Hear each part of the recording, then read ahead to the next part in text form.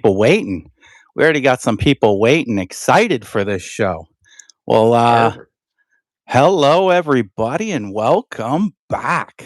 This is the OverPower Mountain podcast, and I am your host, Marcel, the greatest overpower player of all time. What an episode we have in store today. What an episode. I know you can see it already. What an episode. Connecting with me all the way from the Pacific Northwest of the US of A is Thomas Kiene. Exploding on the scene at the beginning of this year at the Seattle Regional, grabbing the modern format by the reins and saying, "This is mine." 3 out of 4 top eights and just missing the cut on the tiebreakers for the last regional. Thomas has earned $17,500 USD playing OverPower this year. Hello to everybody as we start to roll into this beautiful, beautiful episode. It's going to get exciting, and it's going to get exciting real fast. This season, Thomas has shown sheer domination over the field. We are going to talk strategy, modern format, and the future of the game. However, you all know how we start this show, and that is, of course, the news. Overpower, overpower, overpower news. Let's get real. We have Thomas freaking Kiene on the show. That's the real news. So let's just get to it. That was the news.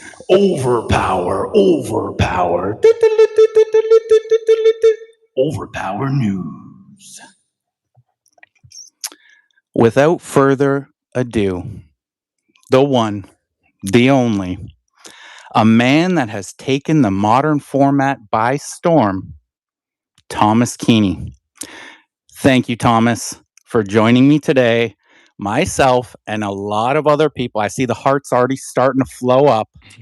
You know, we're all excited for you to be here. Thanks for joining us. Yeah, thanks for having me. All right. All right.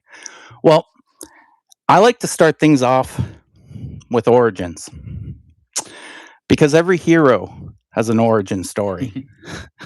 So, what was the first memory of Overpower for you? When did you start?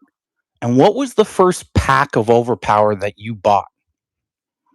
Good question. I started when I was, I think, a freshman in high school, so it'd been Okay. 1994-ish or something like that. Okay.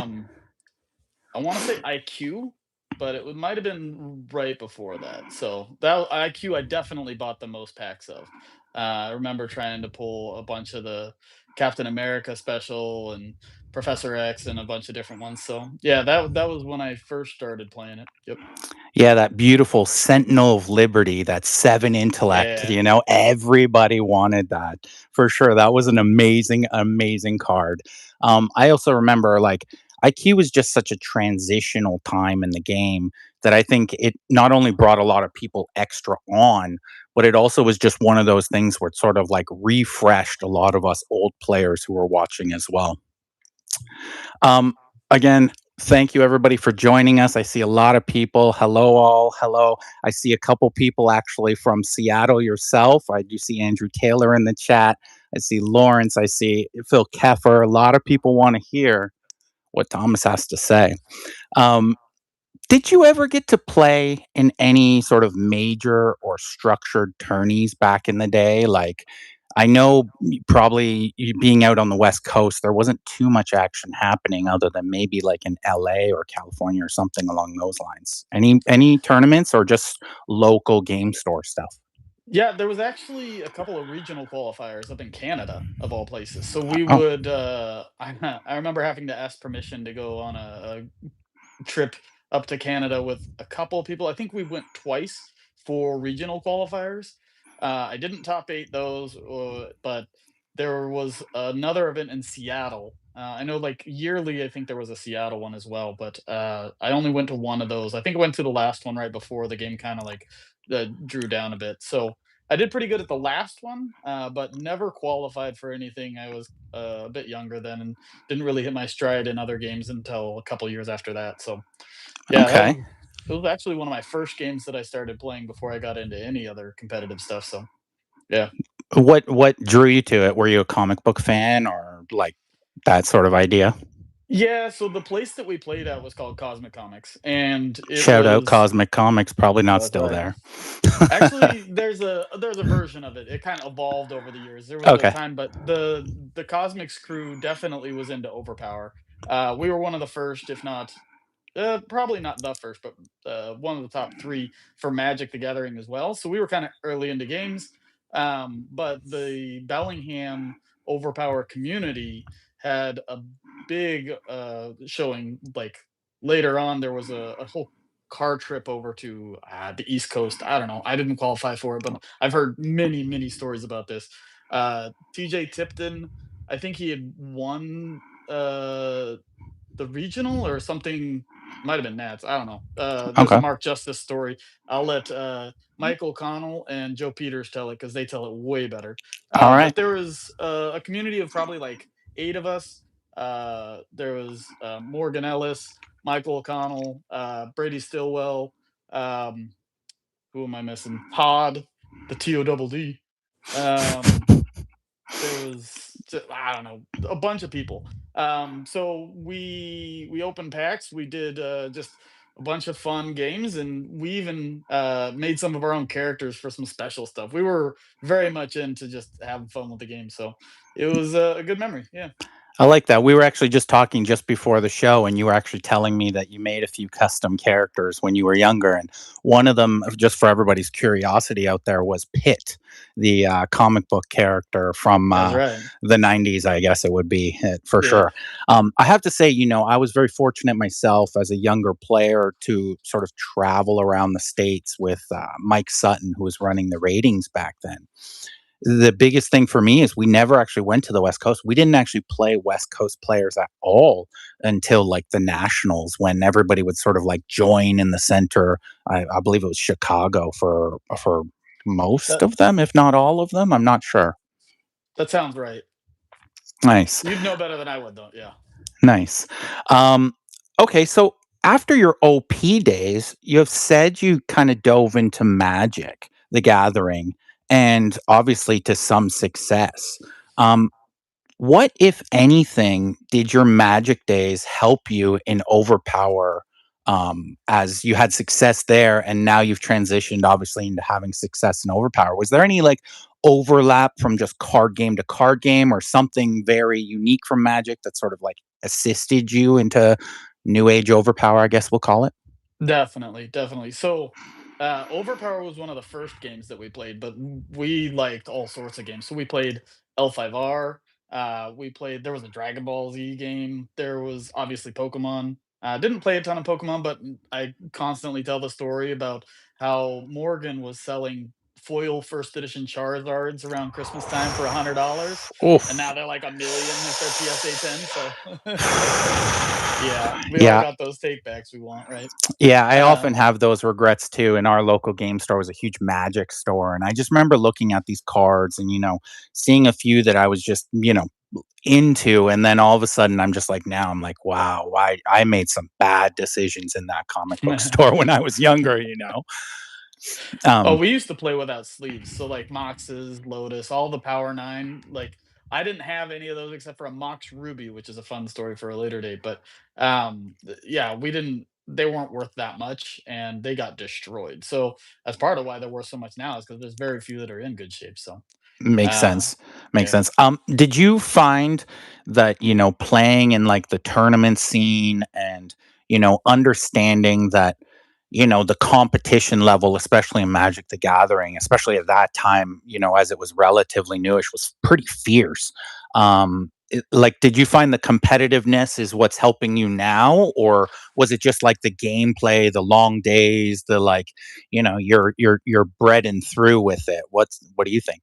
Yeah, so I'd say for the gameplay portion, for sure, having experience playing over like, I don't know, 16-hour days, or we used to get into Pro Tour qualifiers, PTQs at Mhm. like 9 a.m. And the first time I won one, which was Odyssey block, we left at 1 a.m. So what's that? Oh, wow. 16 hours. So just being used to the long days. Later on with like Grand Prix and Pro Tours and stuff, you get used to the multi-day. But I mean, if you can do one day of 16 hours, that's a grind. Well, Getting used to like the food and stuff. But from the preparation part, it was the math. Magic's very much like structured. It has a lot of probability involved with it. There's very little bluffing, so mhm, that's where overpower is kind of nice. It's different than almost any other game I can think of, right? Where you can play it one way, but you can bluff a situation, or you can bid more than it would seem like, or you can bid less than it would seem like, and that's kind of a part that I think keeps it unique. But for Magic, I've made deck after deck, and the testing that was a big part of it. We'll probably talk about that here in a minute, but yeah. uh, the the matchups, understanding the metagame, understanding the different archetypes of a format, and just like practicing, knowing what to practice and how has definitely been. I'd say it benefited me a lot this year. So yeah. Nice. Um, let's start to shift it back now to sort of the overpower scene. My first memory of you was a legacy tournament in Boston. I believe you had just gotten sort of back into the game and were starting to travel a little bit with, I guess we'll call them the PNW crew. And we were actually paired up in the first round of that tournament. I didn't actually know who you were. And in my mind, I was just like, oh, new player. I'm going to run through this guy. And it was actually a pretty decent game between the two of us. I'm pretty sure, I pulled some weird juggernaut stuff out that you probably just weren't even familiar with the character or something along those lines.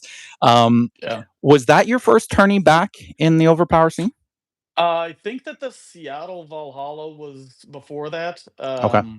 So yeah, and a shout out to Joe Peters and Doug Taylor for getting the Pacific Northwest community back up and at it too. Because honestly, Joe was one of the big players back in the day. He reached out to all the old Cosmics crew from Bellingham. We got together when the set first released in Modern and Digidraft, but yeah, they did a good job getting as many people as we could. Then we hosted an event at Zulu's. I think that was one that Phil Miller brought home the win. So I got to meet a bunch of people. I don't remember exactly who all, but yeah. Then I went to Boston was my second event. Yep, and then Juggernaut kicked my butt.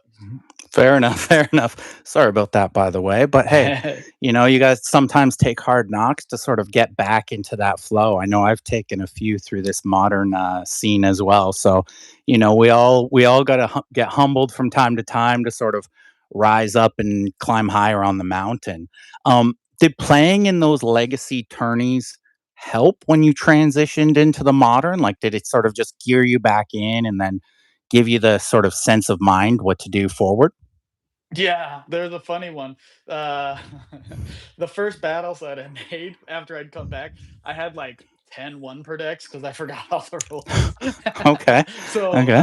yeah, that was clearly part of it. Just exercising the overpower rule set and understanding the game, getting the flow back was pretty important. It took a bunch of games before I really knocked the dust off, but it helps. Yeah, for sure. Love that. Love that. Okay. With that being said, so let's into the sort of modern format that you have so promisely dominated. Uh, your first deck in the Seattle Regional was actually really unique. Robin Hood, Mina, Joan of Arc, and Cthulhu in reserve. Um, what was your thought process to this deck creation? So I went through a couple of different iterations. Michael Connell was really big in helping test. We did multiple different sessions. Obviously, Joe Peters, Sean Hopkins. Oh, I forgot to mention Sean. Um, they were really great at helping test as well. We were all kind of trying to figure out like, okay, what's good, what's the best stuff. My first decks have used Cthulhu because of the -5, and I tried to use like a bunch of eights and sevens to just make it a two hit, then -5 for the kill sort of deck.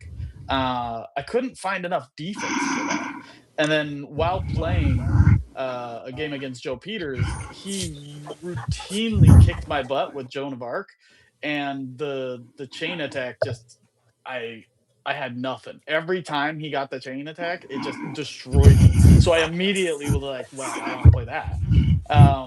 He had done a lot more testing with Joan than I did, and realized that EFL was really powerful in the format. She has way more than just the chain attack.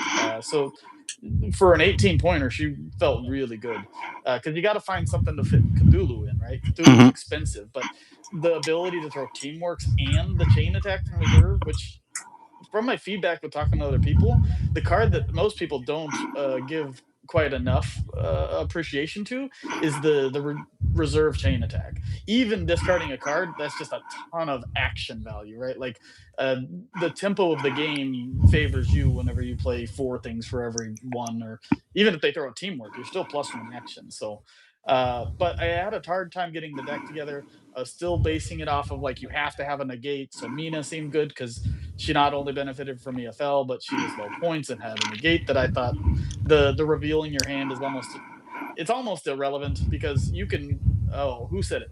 I think Joe said it during one of uh, LRG Joe said it during Mhm. one of Andrew Taylor's matches in Seattle. Like you can see what's coming. It doesn't change anything. Like you get to know that you should run faster, maybe, but outside of that, the drawback is far less of a problem than like discarding a strength card or having just a one protect negate. So I really like that. The last slot was Robin Hood. Mhm. I had tried like 10 different characters and I could not get it to work.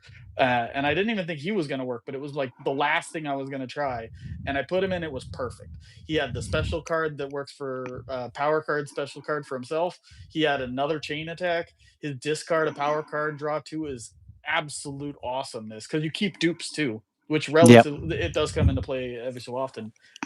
If people don't know the format as perfectly as they do now, like this was the first regional, right? So you get away with some of those avoid a combat attack for a teammate, like they might not know exactly which icons for which characters or teammate versus self avoids. But Robin Hood really was the puzzle piece for that one. Um, it's the only time I played that deck though, because once we got through Seattle, there that kind of like set the meta game for modern. I felt Mhm. like you saw certain things do good, you saw other things like they did okay, but they kind of struggled. And like yeah, Well, that's that set actually the where I was format. gonna go with that. It's interesting, that you made the switch in the following regional, to the Woo Witch deck, with Joan. Um, what brought you sort of to that idea? Obviously, like you said, you saw the meta shifting in that first tournament, but what was really the connection to it all? That's easy. So like I'd mentioned, I'd played a bunch of events in my past. So seeing somebody go 7-0 is a pretty big indicator that they're doing something right. Right? Mhm. Like it's not a game of best 2 out of 3. So consistency is really hard to get. And Andrew Taylor 7-0'd the Swiss. He almost went all the way to the finals, but he had to face the legend Phil Miller. And Mhm. that deck, Phil Miller's deck, was my pick for best deck of the best fair deck of the format, right? I call the Wukong Witch deck double shift because that's really the core of what the deck does. Like Yep. for me, it's the ability to have defense in a format where defense is really at a premium. So anytime where you can throw a bunch of attacks and just have your way while your opponent struggles with defense feels unfair. That's why I call them unfair is shift decks, and then fair decks are things that just do things that you expect, right? So Zoro with Leonidas and Deja Thoris with the double draw three from Gemini and the draw three Cataclysm was pretty powerful. That's actually I tried the draw 3, what, Lady of the Lake in Yep. Ohio. Yep. So I adapted that a little bit because I felt that the double shift was so strong that I could probably not have fairy protection and Get go away with the with draw 3. one less sort of defensive card for your deck because Yep. of the double shift effort. And then actually, it's not even written down, but I saw then you shifted to fairy protection. Now, I had actually always looked at, when I was thinking about the double shift as well, I was always like, well, do I want fairy protection? Because, you don't want to get harness the wind, transformation trickery, and fairy protection all in the same hand. It almost seems like too much of a good thing, Yeah. so you ended up switching to it, which I thought was kind of unique in its own way. Do you obviously liked the switch? It kind of, I guess, just gave you that extra round of comfort, I guess you'd call it. Yeah, so in Ohio, I played triple shift double KO. So the Wukong and Witch, but also the event that shifts. And Okay. I realized that I'm the deck with a bunch of defense. So playing the shift event actually gave my opponent some defense on a round where I probably didn't even need it. So Yep. that's why I took it out in Toronto because it's good. You want to be able to protect it, but the amount of disadvantage you get from your own card is too much. Like I want all of my cards to do good things for me, and then I mean, if your cards do good stuff for me too, that's great. But Mhm. like the battle of attrition is definitely part of the game as well. Not just doing what you want, but doing what you want while preventing your opponent from doing what they want. It's interesting that you say that because in Toronto, I had one of my not so great tournaments, and that is actually I was playing in the last round of Swiss to sort of get into the top 8, and that's hilarious that you say that because I was actually playing against, I believe it was Chris Rice with a Zeus deck, and I was playing the shift event, and the shift event came up in the first round, and I knew I could KO one of his characters, but of course he chose Zeus to shift, and I even forgot about my own event, and I like attack Zeus, and he's like, I'll just move that over here, and I'm just like, oh my god. And so that event has really sort of crossed my mind as something that double-edged sword event is not exactly what you're looking for when you're sort of trying to prime your deck towards something. um, I see that you've stuck with the Woo Witch sort of double shift deck, as you put it, for the rest of the season. Was it just a case of it ain't broke, don't fix it?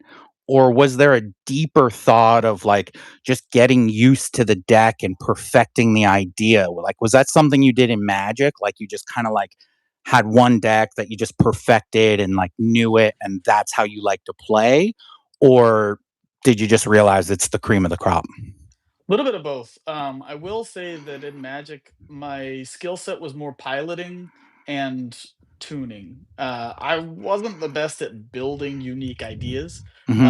but once I had somebody else's structure of a deck, my ability to like fine tune it was really I feel like was above average. So um, one of the events that I did the best in Magic was a state tournament, and I didn't even want to play in it, but I wanted to help the rest of our group test as much as they could. So I was playing this red white deck, and I was like, "Oh, it's really basic, really fast, and just getting reps in with it."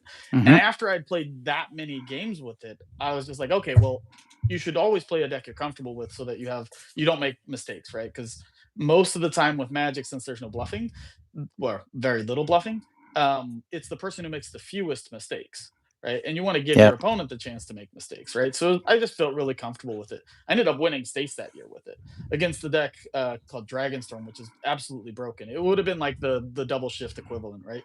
So I want to say, yeah, I was better at tuning, not building. I'd say that Joe Peters was better at like unique deck ideas and doing cool stuff. Which his Ohio deck with the one turn deck is pretty great. Yeah, Uh, that was unique for sure. I call it "Oops, no power cards," but uh, yeah, the deck itself though.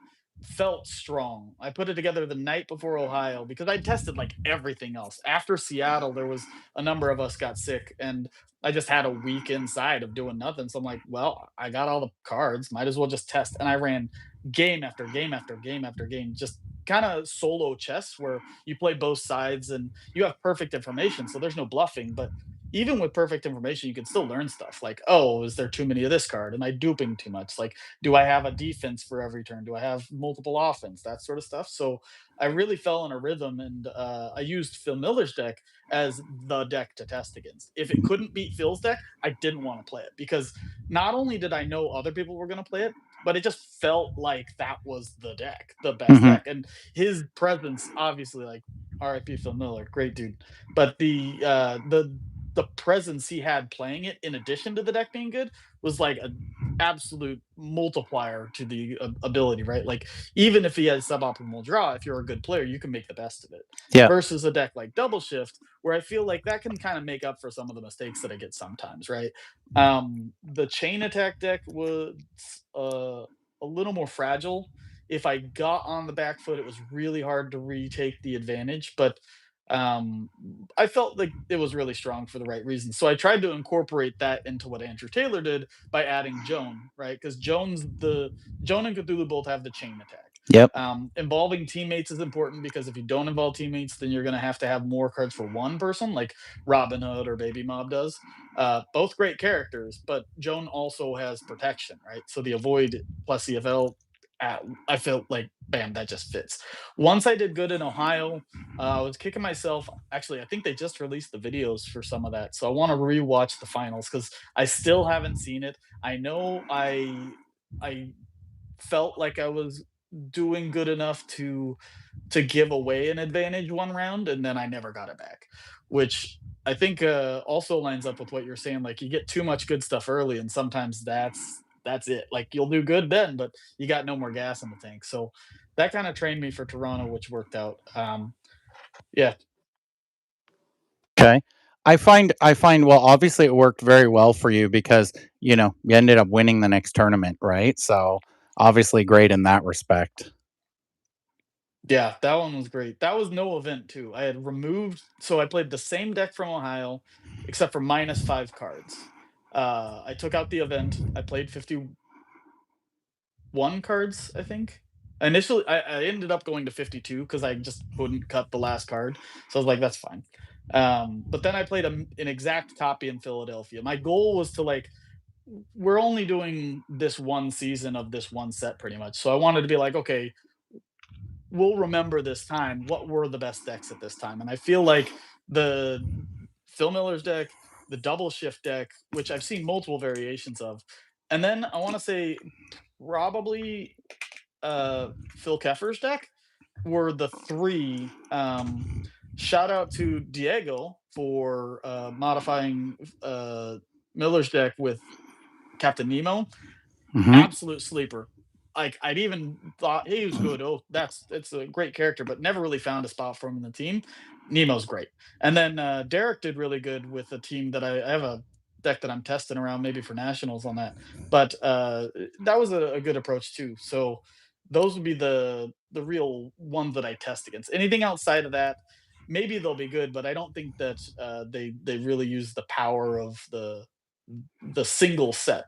One of the motivators was, if there's only one set, I can memorize every card, right? If you play with Mhm. it enough, you'll remember it. You'll get to know the options. You'll know which characters have icon defenses or teammate avoids or whatever.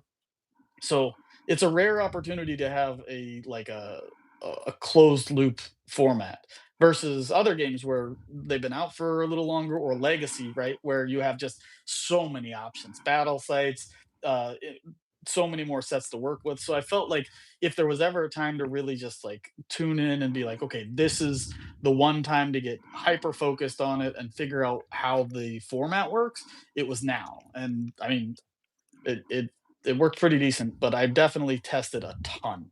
Well, So I think the people at home can kind of hear through what you're saying that, like, even though, you have, opponents you could potentially play against, you do a lot of testing at home. And now, I can shout out to Brazil for Diego, as we just mentioned, shout out to Derek in Canada.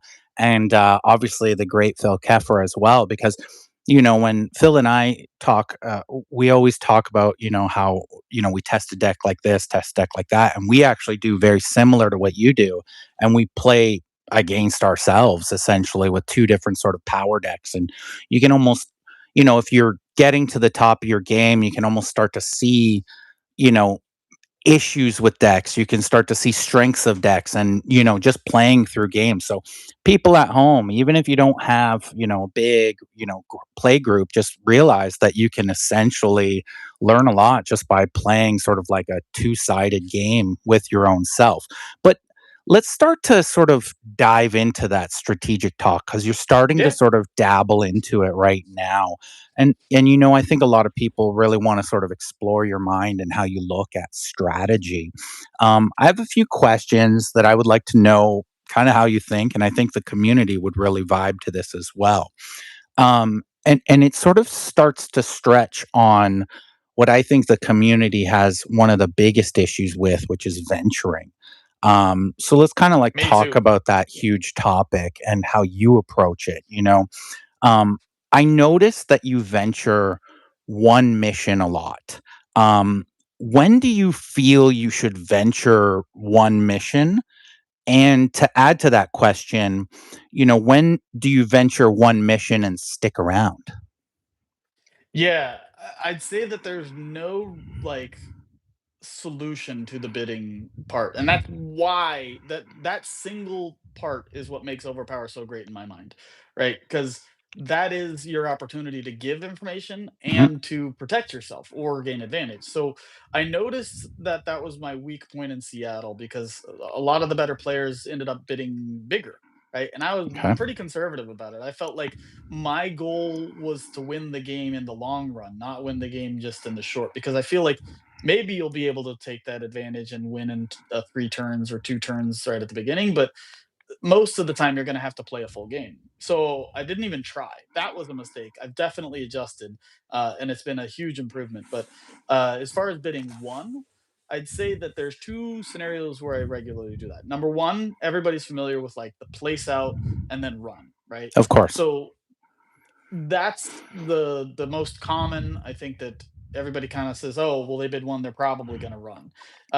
Using that is actually helpful too, because then if you get people used to running, then you can throw like an attack or two before you run. Maybe you have a hand that has a little defense, but not quite enough to really stick around. So you don't want to give away extra missions. You need to view like 2, 3 turns in the future. So I'd say these days, I venture one probably like a third of the time, maybe less, but it's still probably more often than most of my opponents have. Okay.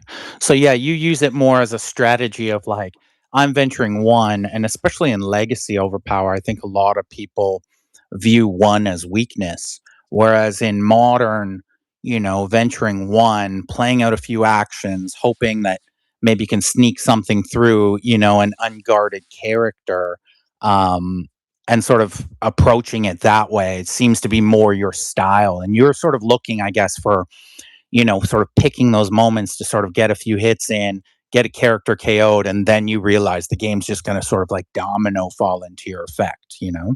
Um, with that being said, though, when like do you feel comfortable sort of giving cards to your opponent, like through extra ventures? Do you just sort of like go off the card count? We've talked in this podcast and in past episodes, playing like a pro, 1, 2, 3, 4, 5, 6, we're all counting up everybody's cards. How many cards in your hand? How many cards in your hand?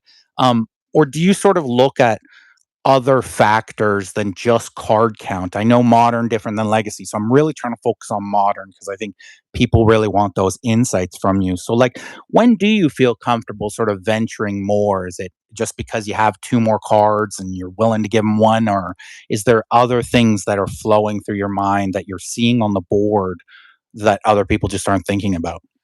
So I'd say there's a couple things that go on there. Obviously, card count's huge because card advantage is a thing. I'm a big fan of making sure that you have placements down and that you have like the gas is usually how I refer to it, like gas in a Okay. car Yep. to keep the engine running. So if I don't have very much, I'm not going to risk very much. But at the same time, I'm starting to improve even the current strategy I have, where not just cards, but the actual ventures for the cards. Like if I have three threes placed and they have two eights and a seven, that is the difference. Even if we have the same number of cards, I think that that's something that some of the better legacy players already have internalized, and that's one area where I'm kind of improving. But for the Okay. most part, I hate giving cards. I'd rather win less venture and maintain the advantage that I have, because I think going first is a huge advantage, Yep.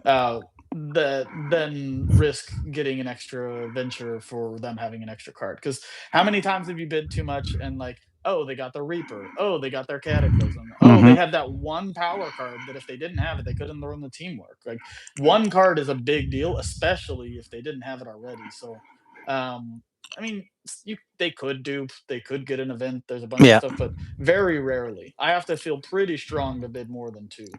I find Um, I find that exact thought, as I, am a phenomenal legacy player, and legacy's so different when it comes to venturing because giving that one extra card, oftentimes you have so many answers for so many things, and that one card is so trivial. And especially in legacy with battle sites and all those things, there's a lot of duplication factor that can really pop off the top of someone's deck. In modern, there is so many fewer dupes as people play these sort of like one per deck style characters, one of every special sort of idea. So I I personally am also adapting and learning to that concept that you're talking about of sort of holding your advantage and not necessarily giving it back. As venture is, I guess, as you're trying to put it, a lot less trivial in modern.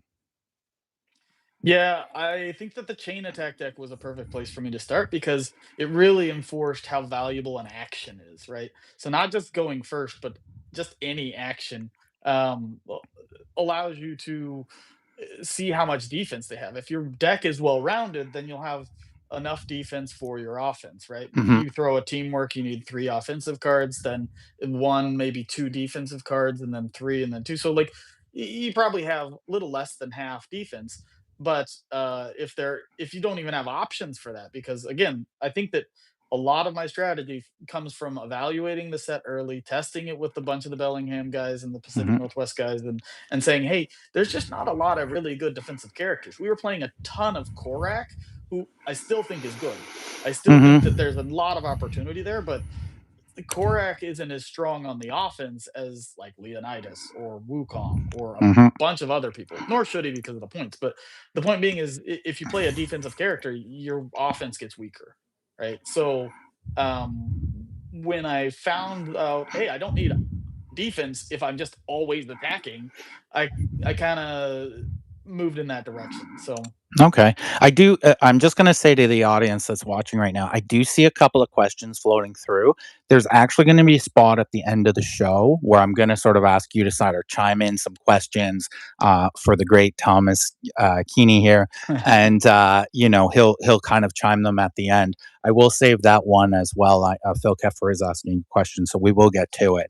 But let's continue on this strategy idea because going from venture, I think the next thing a lot of people sort of are trying to focus on is the whole idea of placing, what to place, where to place, when to play a place card. These are all of these little tiny strategies add up when you're trying to sort of like become a top tier player in the game. So let's touch on placing a little bit. Do you prefer to place or hold your one per decks in your hand? Like, is that something that you think about even, or is that something just like when the time comes, you'll put whatever down? uh it's most when the time comes, but I think I can quantify it a little bit. So like Hmm. if I feel like I'm going to be staying in that round, I might opt to keep the one per deck in my hand. Like, I also have to determine, is my opponent going to stay in? So really, I don't Hmm. even know until like the second or third card has been placed if I think my opponent's going to stay.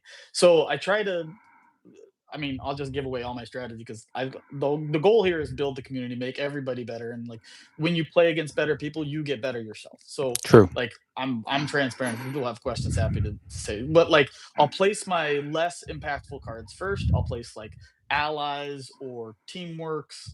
Careful with teamworks because then like you can reveal, oh well, if he doesn't have power cards placed, then you can evaluate that, right? But like allies are pretty usually safe or some sort of a defensive card, something that's good all the time. And then like my last places will be like the specials. But I do place powerful cards often. I feel like even if you think your opponent's going to stay around and they don't, if you lose one of your really valuable cards for just one extra mission or two missions that they gave away on a free round, you really lost a lot of value there. I can't count the number of times where somebody bid like two and they had Grim Reaper in hand, and I Hmm. just avoided that scenario altogether. It was like, Yeah. oh well, great. Now I can save my negate, my cataclysm, my avoid for other stuff, right? So I'd say placing powerful cards is really important because you want to make sure that your team eventually gets to use the best cards in the deck.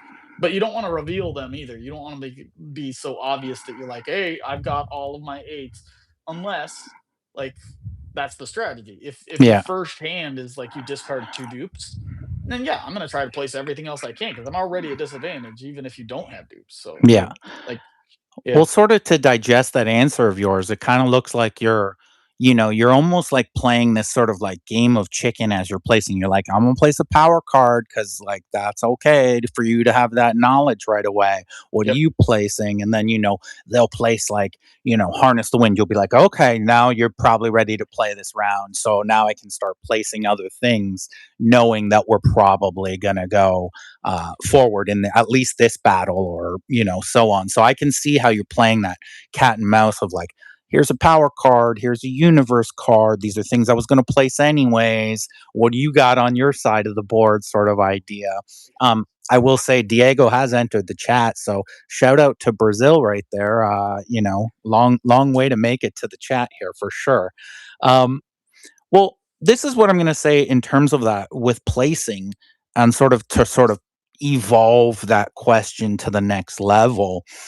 Do you try and maintain place cards to your opponent? Like, they're placing one, you place one, they place two, you place two, and you just kind of keep going and sort of like try to stay pat, and to sort of like push that question further, what tips can you kind of give players in terms of like playing placed cards and holding, I guess, placed advantage with your opponent? Yeah, that's a big one. I'll stop me if I start rambling because I got a lot of thoughts on that one. But That's okay. We yeah, got a little so bit of time, so yeah, flow through. perfect. Okay, so first things first, and I think that a lot of newer players do this, and they don't really realize that it's that big of a drawback. But if you stop placing, you don't get the option to place anymore. So if Hmm. you placed four cards, I don't even care if my eight cards are bad. If I can place all of them, I'm placing all of them, and then I'll just run away unless you make me stay. And Hmm. then if they make you stay, then you got an extra card. So even if you see all of them, I might still have advantage. So Hmm. then you're bidding more in a position where so I'd say that you want to keep place parity with your opponent as much as possible. I know that it bases it around your deck building as well, Of right? course. I One of the things that I saw in the legacy formats that helped me in the modern is like when people saw a placed one per decker. Let's use Reaper as an example. If you placed your Reaper, I'd place my negate, right? And be like, okay, I've Hmm. got this answer for this problem. And you just keep it there as like a canceled out scenario. I Yep. don't do that as much, but I think it is still a good strategy. And it's a good backup plan for a lot of things, right? But it really depends on your deck as well because I build my decks with absolute minimum dupe option. I hate discarding cards.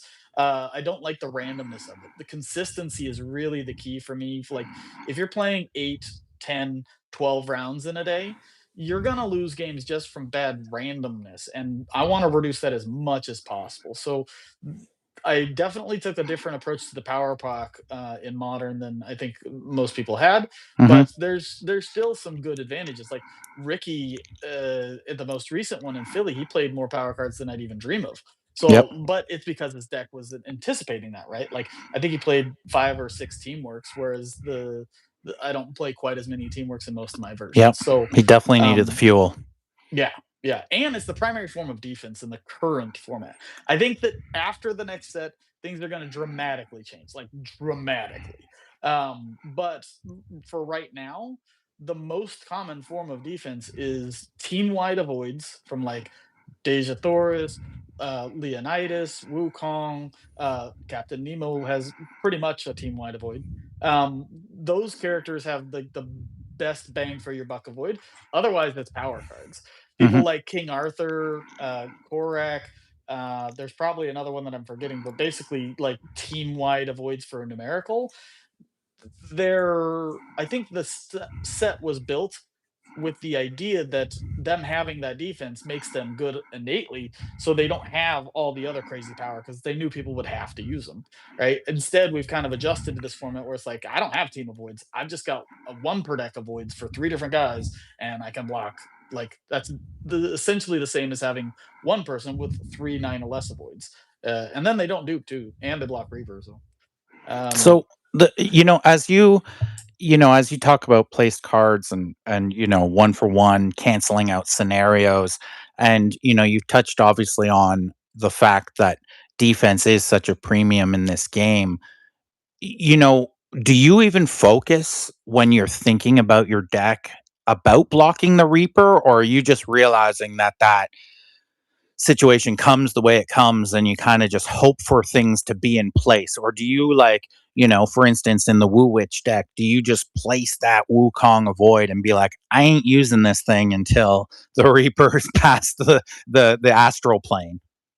Everything's adaptable, right? Like, if I might have a plan for the avoid, but if a bad enough situation comes up, I'll roll the dice and be like, "Well, I hope you don't have Reaper too," right? Hmm. That's actually a concept I got from Magic. It's called baiting the counter spell. You want to play like your second best card before your first best card, right? Hmm. Hmm. So maybe they think you've used all the gas. Like sometimes saving the best card for last is really good because it'll KO somebody, but then they run. Sometimes you save a bluff card for last, and then they run and they're like, "Oh crap, you had Hades or something. Like I didn't even Yeah. need to run." Yeah. But it depends, right? So the last point I'd have on this is when you're deck building, if you make it really thin and you place heavily, any deck that's not tuned for minimum dupe is then punished, right? Because my chances of duping after I've full placed are much lower than most people's chance of duping after they've full placed. So Yeah. if you keep parity with my placement, you deck building should probably be similar, or you should probably be bidding stronger because you don't want to get to those points. There is multiple games where I would place out and I'm like, I have no more dupes but power cards in my deck. So I will just, even though I think I might have a shot this round, I'm gonna run because chances of my opponent duping their 8 or their 7 or one of their like key special cards is pretty common. The Leo 8 is actually the most common one. If they place a Leo 8 and I feel like I'm not at advantage, I'm gonna try to make you draw another 8. Yep. So Well, odds are they're because you play playing three 3 of most of them, the right? times. Yeah, Yeah, exactly. So, exactly. I could see how you would definitely think like that. Um, okay, so let's start to sort of change the shift of and tone as you're somebody who's now started to really climb the modern mountain and getting very near the top, and you've crushed a few tournaments now. Um, Before we actually get to this point, anybody who's watching, don't forget to subscribe if you want more great interviews and episodes like this. Make sure you're supporting the channel, like this cast already, subscribe, and make sure you drop a comment after. I'm sure Thomas will be checking out the comments on this episode, so if anything doesn't get talked about in the questions, don't hesitate to throw it in there. But as you start to play, you start to know who the better players are, I guess.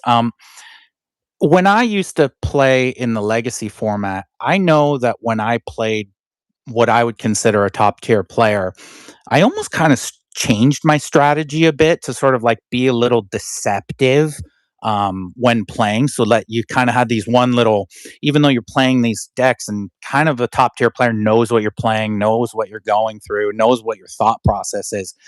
Do you feel that you play the same against top tier players, like you just not scared of anybody, or do you mix up your play against you know, different opponents of that nature? Yeah, good question. I feel like this I pulled a little bit of my poker experience here because Mhm. it's called table presence, right? Like you can kind of understand how another player is playing the game by watching them. And once you get a read for how confident that player is, confident, competent, or just their current feel on the situation, like whether they think they have advantage, even though you have the same number of cards.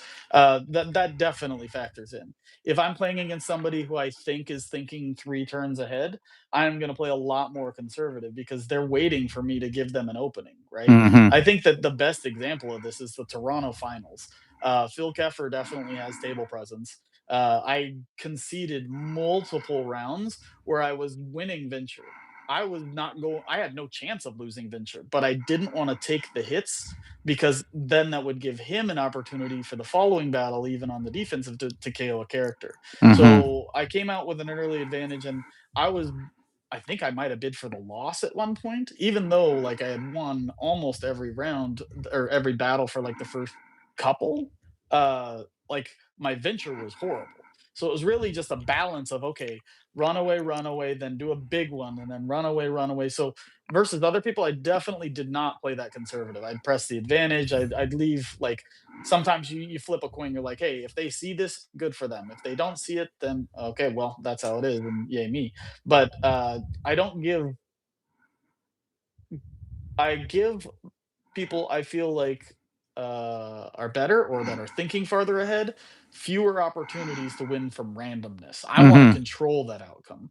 If I feel like I'm going to be able to play an advantage because you're only thinking 2 turns ahead and I'm thinking 3 turns ahead, then I might give you an opening earlier because I'll be able to make it up later. Versus good players, you don't get that opening. Phil's Yeah. never going to be like, oh, by the way, you can just do this and I'm not going to do anything about it. Every action you have is going to have a response, and I definitely played differently. But against Derek, that might have been my downfall. There was a round in the finals against Derek where I drew all my gas early. I was doing great, and then I tried to protect a guy, so I ran, and I never caught back up. So that's a Mm. second place, right? So it's a balance for sure. I find often, you know, and I was saying it to actually some players recently. I don't know if it was Traveling Goof and Movie Manx. I was saying that there's often times, especially if you're like in a final at in a tournament, I can usually picture back about like three times throughout the tournament where I had to almost like gamble a moment and be like, "Well, I don't think you have this, or I don't think you're gonna play it this way." And you know, you take that shot, and most of the time you're right if you're in the final. But you know, oftentimes I'm sure it's happened to you as well, where you take that gamble and you're just like, "Oh, they saw it," you know, or "Oh no, they're moving on." Um, I don't know if you answered my last or my next Oh, question already, but I'm gonna sort of ask it anyways because I think you were already touching upon it. What was your toughest game this year and why?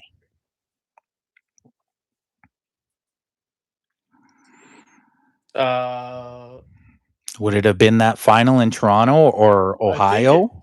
I think Toronto's the one that comes to mind the most. Phil Keffer's deck was different than most people have been playing. So not Yep. only was it a great player, but it was a deck that I hadn't tested a ton against. Like I Mhm. gained a level of respect for Count of Monte Cristo after that tournament that I Yep. did not have. I knew he was good, but I didn't think he was that good. Mhm. I'd say the other one that really hit me was Andrew Taylor. When we played in Seattle, there was a number of different tough decisions, and I ended up making at least one, maybe two mistakes that you know it's a live and learn situation. But That's actually a really those are the great two. game. I watched that Andrew Taylor game recently. I actually, you know, I'm a big advocate of watching videos for many different reasons.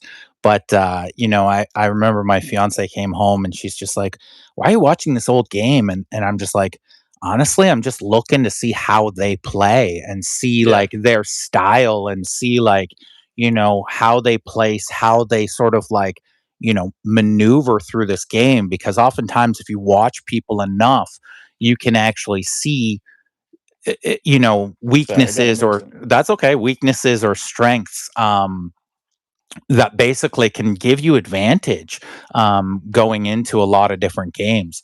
I remember in the legacy format, one of my big things is I would actually watch and this is how deep I'm thinking in the game and how deep you need to think as well as you continue forward. But like I would actually watch where they would place their like power cards or specials or activators in their hand.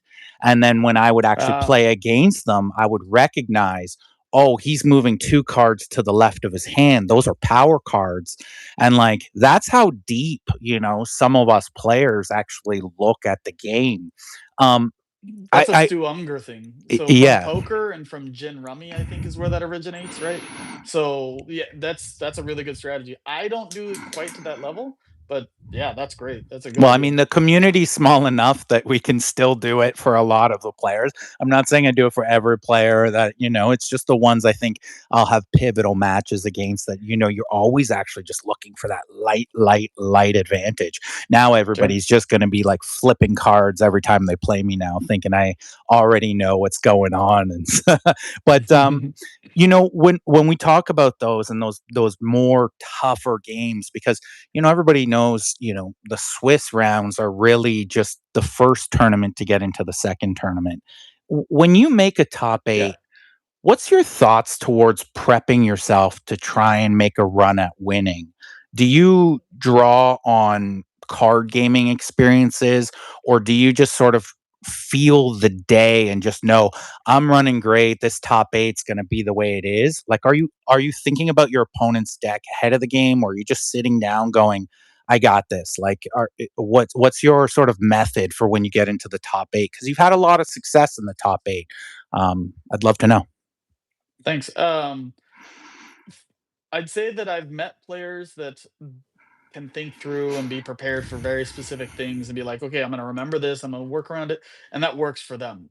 For me, it's not how I approach it. I actually kind of just try to mind blank out. Like Okay. one of the biggest things is to not tilt, not overreact, not psych yourself out, right? You want to go into the top 8 feeling like, okay, it's a clean slate.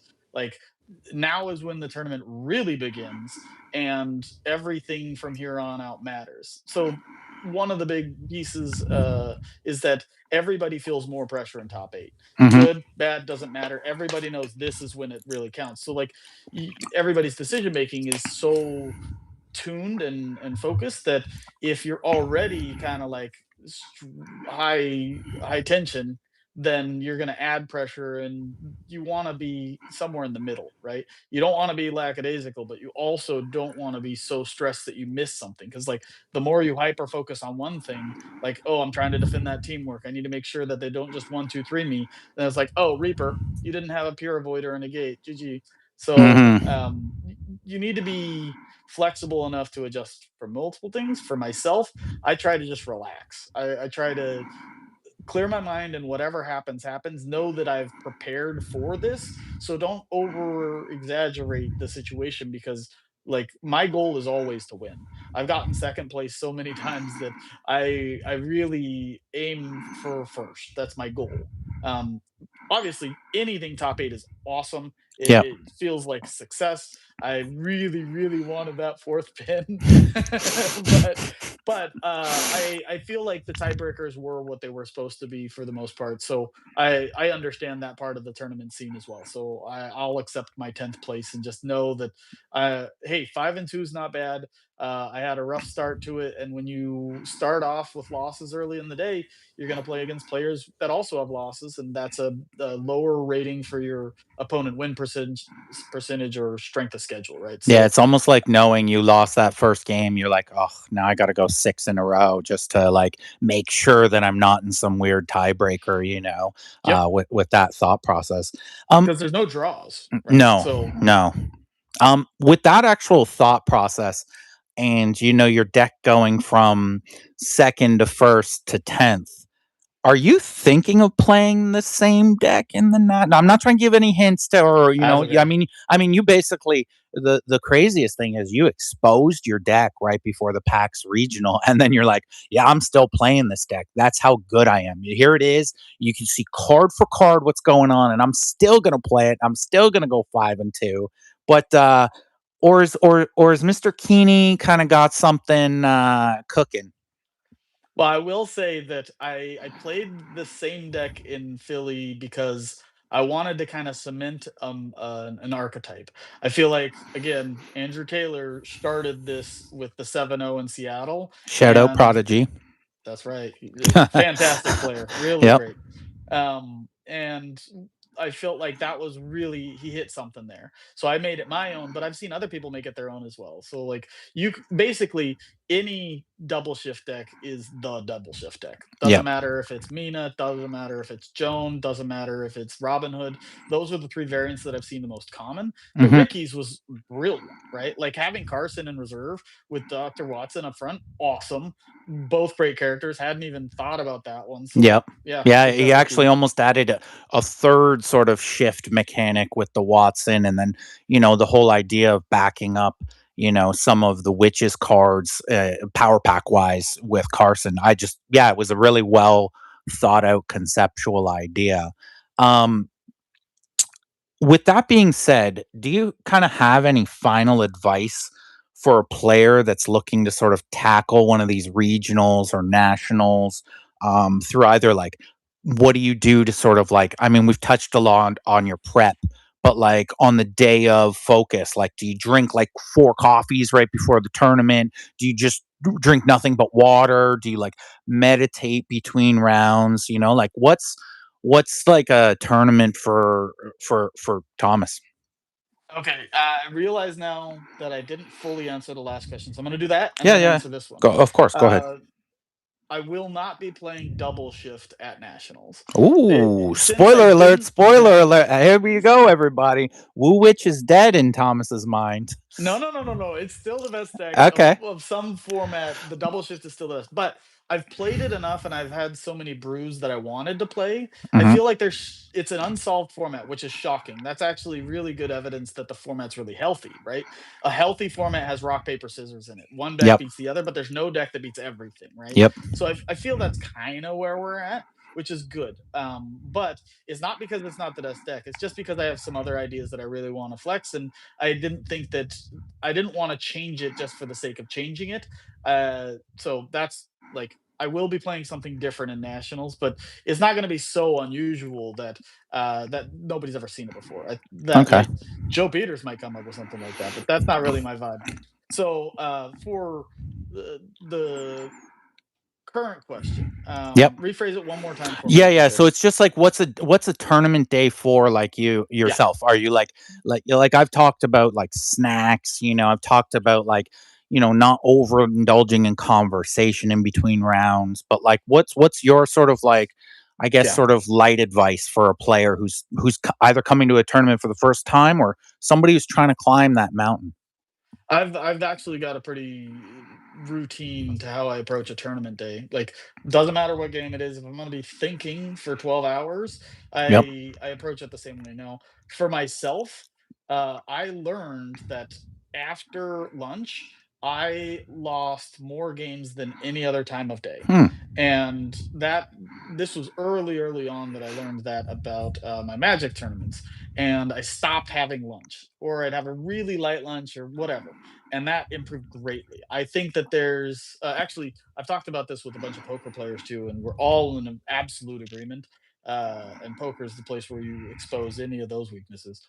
Uh, Food adjusts where your body puts blood, and if it's not in your brain, then you're not thinking about everything you could be thinking about. Hmm. So I think eating is a disadvantage, but to a degree being hungry is a disadvantage too. So you have to find that sweet spot where you're not hungry, but you're also not starving, like, or you're not full, because the full part is the biggest disadvantage. Mm-hmm. um I think that having a routine between rounds is good. I try to play at a pace where I can finish the game like a minute to 5 minutes before the clock finishes. I never Okay. want to go to time, is my point. Because, like, if you go to time, that's a different win condition for your opponent that you can't really control as easily. Yep. I if I had one piece of advice for all tournament players right now, it would be maintain game state based on the clock. If you are early in the game and you have a tough decision, take your time. If you're midway through the game, like you're halfway through your deck, but you only got 10 minutes left, speed it up, right? Like you want both players to have the option to do things. So you don't have to make a bad play, but just don't think quite as deeply about stuff as you might want to. Everybody wants infinite time, but that's not the reality, right? Of And you course. don't want to slow play. You don't want to steal other people's time. You want the game to finish naturally with how it's supposed to happen. We don't want a format where people start playing differently, so they expose an advantage there. So I'd say be conscious of the clock because when I keep that pace, I'll get done with enough time to relax before the next one, Hmm. right? Hmm. I can go out, I can get a drink of water. I can go out, I can take a seat, and like you were saying, I in Ohio, I was meditating between rounds, just like essentially just clear your mind, right? Think of nothing is the simplest way to say that, Okay. and it's just to kind of calm yourself down. Like you don't want to agitate your own thoughts, right? If you're thinking about 18 things and now you have to think about the 20 that your opponent's doing, that's too many things. So Gotcha. yeah, having a between rounds routine, whatever it is for you, I recommend. But water is definitely key.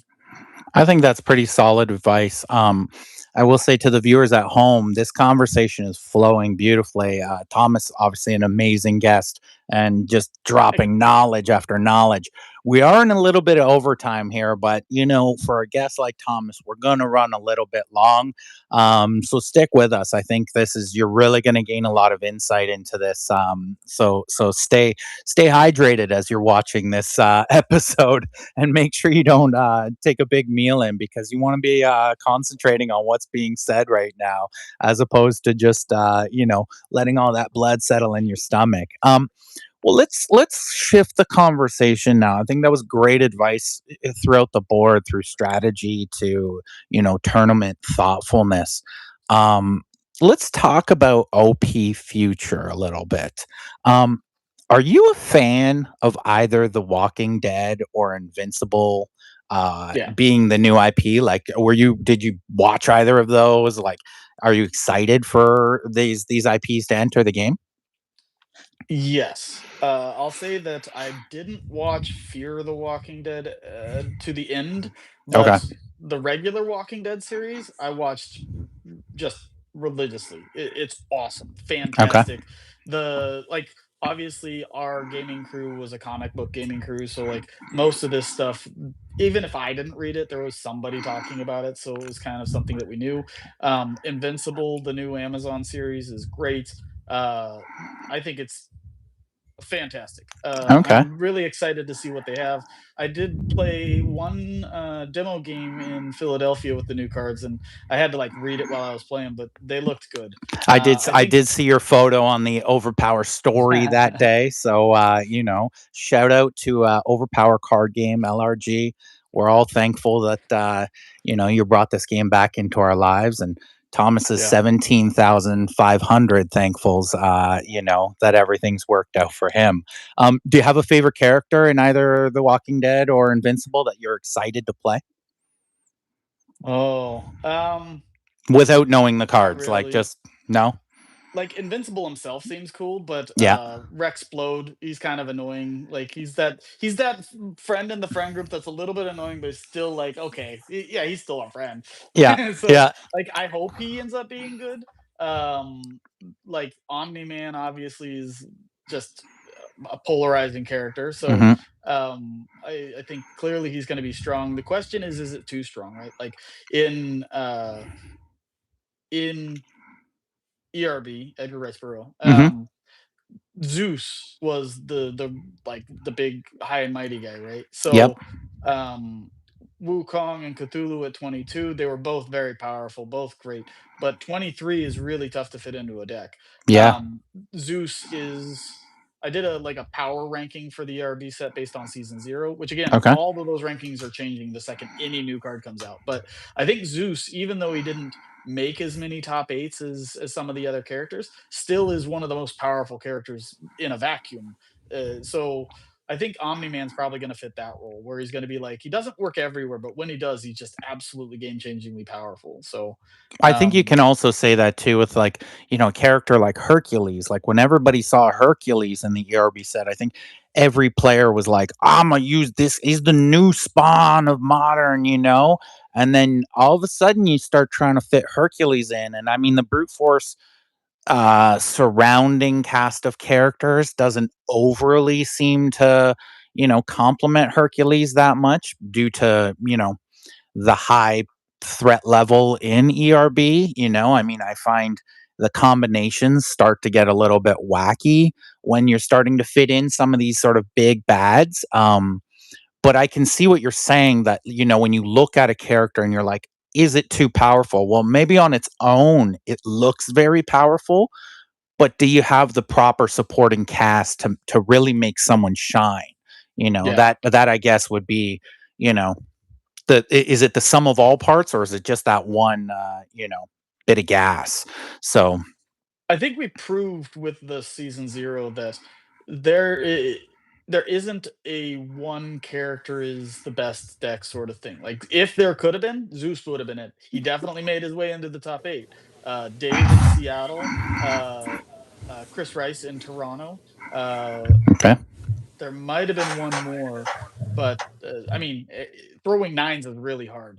Hercules is a good topic because, like, when evaluating the set, he looks amazing, and with how little defense out there, having a team avoid 7 or less is really good, but Yeah. the he hasn't really found a place where he shows that value, and I think this is partially to do with the difference between Modern and Legacy as well. Numerical avoids aren't as good as pure avoids for the team, right? And just the fact that there are team wide avoids now with Deja and Leonidas and Wukong, like those are really powerful. So uh, a numerical avoid is like second tier now. And obviously he was made with the understanding that he has this really good team avoid, so or team numerical avoid. So his other cards aren't quite as tuned up as they might be. Like the Hercules 4, it's good, but it's not great. Yeah. And then Well, like he especially doesn't in the have as modern format, it seems medium, I guess you could say it, even though it's off suit. It just seems like you'd rather play additional versions of his other cards. Do you think that the strategy is gonna get deeper in the next set oh yeah. just because of It's the addition of all the characters, or because you actually think cards will sort of make, interchangeable thoughts with you get where I'm trying to go with this. Yeah, yeah. So I think that I've seen some of the innate abilities. I've seen some of the stuff that the demo deck showed. I've heard there might be some newer mechanics coming out too. So in addition to just adding stuff, I'm hoping that it gets more complex, right? Like, but even if it was exactly the same type of mechanics and very similar characters to ERB, Mhm. it would still get infinitely more complex. Makes sense. It's Makes just like sense. the number of options just go crazy. I don't think it's like a logarithmic scale, but it definitely is not just. It doesn't go just in an incline. It goes like whoop.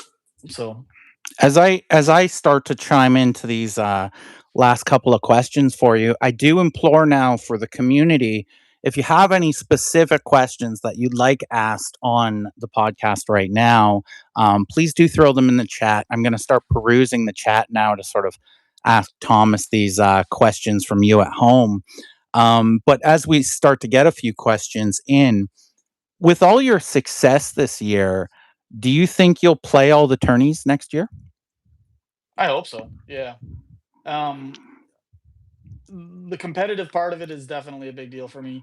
I'm a very competitive person. It's what drives me. So, yeah, I think if we, as long as we have a goal that makes people want to try, that'll motivate, right? Like, I don't like playing house poker games because usually it's just like a friendly type of Yeah. atmosphere. Like, I like playing games for fun. Don't get me wrong. I'm all for it. But there's two modes. There's like I want to win, and then there's I want to have fun. And those two things don't overlap too often. Like after enough years of competitive gaming, I realized if you're really in it for the competitive part, the fun is optional. It's like homework at school. You have to do your testing. You have to get your grind in. You have to do the repetitions in math to make sure that you know your multiplication tables or whatever it is, right? So that part usually isn't super fun, but the value is like absolutely clear. It prepares you for things that you don't have to think about. Now, instead of taking 8 minutes to think about something, it's a second. So, Well, it looks like we're starting to get some questions in. oh, First one's actually from the Phil Keffer, the King. He's actually curious about your thoughts about the any hero shift. Do you use that card in your deck, especially like I guess with a double shift style of deck? Like, are you a fan of legendary escape, or do you escape that card from being in your deck? early on, it was kind of one of those flex spots where it's like I don't really need it, but it's a nice to have. So, like, if I need to shave a card, it was that because that I kind of got that from Legacy as well, right? Like Okay. when you were playing any heroes, JLA was a flex spot. I think with the defense in the set, it definitely got higher up there. But then when I realized that it's an action-based bonus, like Hmm. you might not avoid it, you might still have to take it, but you don't have to run away from the entire battle. It was an auto include. I don't think there's a deck that I would even consider not playing it, even in double shift, because in double shift you still have to find those cards, right? You still have to Yep. find the shifts, and if the first couple of turns, I've played games where both shifts were the final round before the power pack, right? So you have to assume that there are going to be games like that. Now, maybe you could just be like, yeah, if that happens, I'll just lose. But I'm a never say die type of guy. I'm going to try to win everything, no matter how the deck stacked against me. So I really like it. I think it's good. Next question comes from the traveling goof. Who's your least favorite character in the ERB set? And is there any character other than, if not that character, that you want to fit in a deck, but you just never been able to figure it out? So my Two top two three part question, characters. yeah. Oh, you're Least good. least favorite character first, of course. Actually, I'm gonna answer one with the other. Okay. So the three characters that I thought were the worst were Invisible Man, Sheriff of Nottingham, and oh gosh, who was the third? I'll think of it here in a second. But uh, Time Traveler. Yep. Through the course of playing this season, somebody has proved me wrong on all three. Okay. Um, so I've realized that Sheriff being able to follow up his own teamwork almost makes him like a chain attack type guy. Mhm. Time Traveler has the discard three. I think it was Theo who made me discard 10 cards in one turn. It was like discard three, Reaper for four, then Gemini the discard three and play it again. So definitely Time Traveler is not the worst. Uh, and Invisible Man has a spot. I don't think anybody's found where he fits, but his power pack card is a special that shuffles back into the power pack, which is insanely powerful. And his zero, I've tried to fit that into the chain deck multiple times because blocking it's really hard, and you don't need numerical to kill somebody as long as you can spectrum KO. So all three of those I want to build decks with. I've been trying to build decks with like Sheriff and Time Traveler for discard, but I keep moving back to just pure value. Okay. Um, yeah. Makes sense. Okay. On another quick note as well, because I'm actually curious about it. What was your favorite memory of the year for you, overpower wise? Was it winning and holding up the check, or was there like a specific moment where you're just like, man, this is awesome? Oh, there was multiple moments which were really fun. I think that obviously winning in Toronto was the height of it. Not just for the winning, but like I took a rough start and then I was able to kind of buckle down and do good. I feel like I played better to a level where I felt like I had improved throughout the season, which is good, Okay. right? I want to be able to I didn't make the same mistakes I used to, or I played in a way that allowed me to take advantage of something I might not have before. So I'd say that Toronto was a really good example, but Ohio was really fun too. I really enjoyed it. And I see Scott Flint in the comments there. He says he really wants to play some poker against me now. Buddy, you remember the first round of top eight. You don't want that. Scott This is Scott too always fun. remembers the first round of top eight because that's as far as he usually gets. So that's definitely usually his only memory of top eights. Definitely. I have to say on a quick note as well. I personally loved your idea when I saw it in Toronto about you putting the pins on your playmat to mentally intimidate your opponent and sort of like show off your bling. And I have to say, I copied it for my own, tournaments going on after that. I believe, the first tournament I did was in Boston, and it definitely was really a great sort of visual to sort of give my opponent like, hey, check out all these top eights that I've been in, like, the last card in my hand is a good one, even though it's just a one or a two. With that sort of thought, we do have one last question here from Howard Bertrand in Canada. Um, he's sort of curious. Do you enjoy, like, for the joy factor, not for just, and I guess the competitive factor too? Do you enjoy more the legacy, like, deeper strategy idea, or do you enjoy sort of like the speedy modern game for the micro decisions that you have to make? Like, which one do you prefer? And I guess, how do you like both? I guess, as which one's more your cup of tea? I know you have so much success in modern, but does that just make you more hungry for the legacy side of things? I mean, you did win. Yeah. You did win a legacy tournament too this year. Just for everybody is very aware. When winning a legacy tournament, you do get a ring, and you do have your first ring of your collection, which has definitely again elevated you to a higher echelon of player. So, what's your thoughts on I guess strategic legacy or quick modern? Like, which one's more your favorite, and why? I mean, I really like the modern format just because I feel like it's more of a level playing set, even for the Hmm. people who got to do some more testing ahead of others. Like, unless it's a solved format, the early advantage can be easily outweighed by just practicing more, putting more time in, right? So I really don't think that the playtesters get so much of an advantage that it's a big deal. I was kind of hoping that nationals would be the first test of the release of the new set, kind of put the better players. So the theory is the better players are the ones who get invites to nationals, and then they're the people who set the format. So like that's when the ideas come out. Magic Hmm. did that a bunch with like newer sets and pro tours and different things, and I think that that's what you want. I think the newest craziest ideas come out at those times. Maybe they're not all great, but it's definitely interesting. So I like a complex game. I like a quick game. They both are needed. If one style dominates either format, that's bad. Yeah. And I feel like losing to the Max Six deck lockout in Ohio, uh, that was awesome. I didn't even mind losing to it. It was great. Uh, but then being able to take home some wins with some aggressive decks was good too. So I'm probably more of an aggressive player from like a tempo, but I want there to be a combo deck type thing. I Okay. want there to be a more complex thing. I feel like Cthulhu's or Korak or there's a bunch of different options where it can be.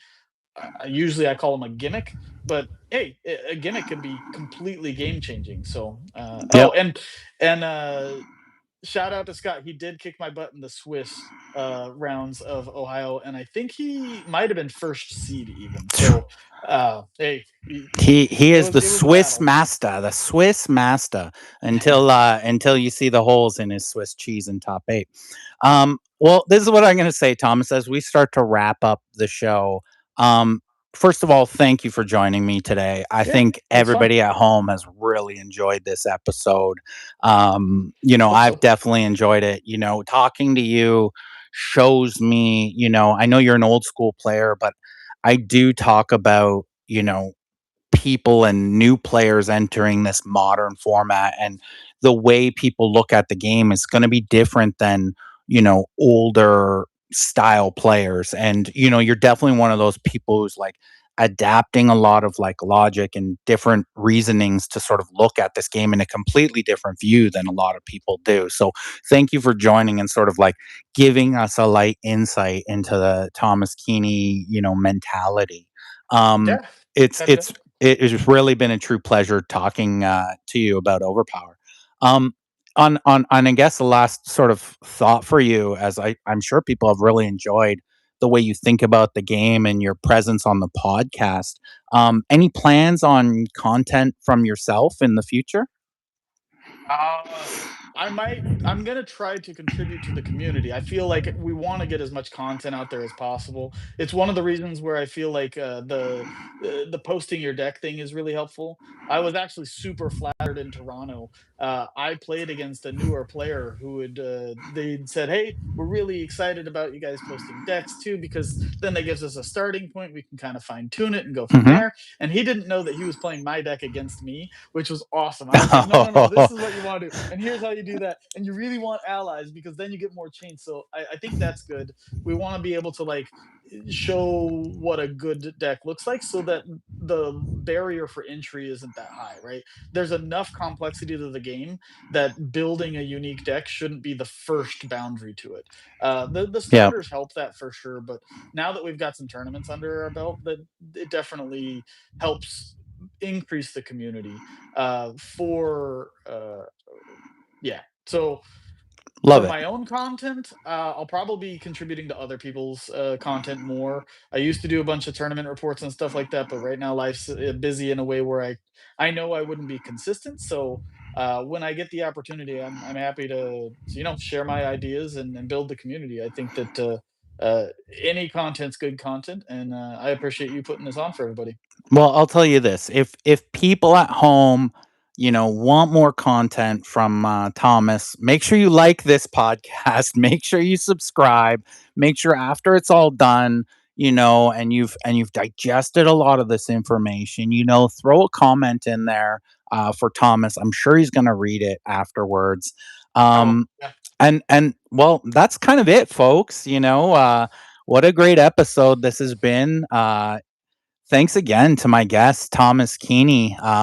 I think this is one that is going to have a lot of rewatch value for people as they start to, climb the Overpower Mountain themselves and try to get to the top and try to get to the level where you're at. I think they can probably pick a lot of great information out of this episode. So, thanks again for joining me today. It truly has been a pleasure to have, the modern master on the podcast with me.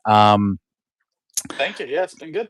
Good. Well, keep thinking Overpower, deck building, and getting to the top of the OP Mountain. This has been the Overpower Mountain podcast, and that is Thomas Kiene, and I am the OP Goat.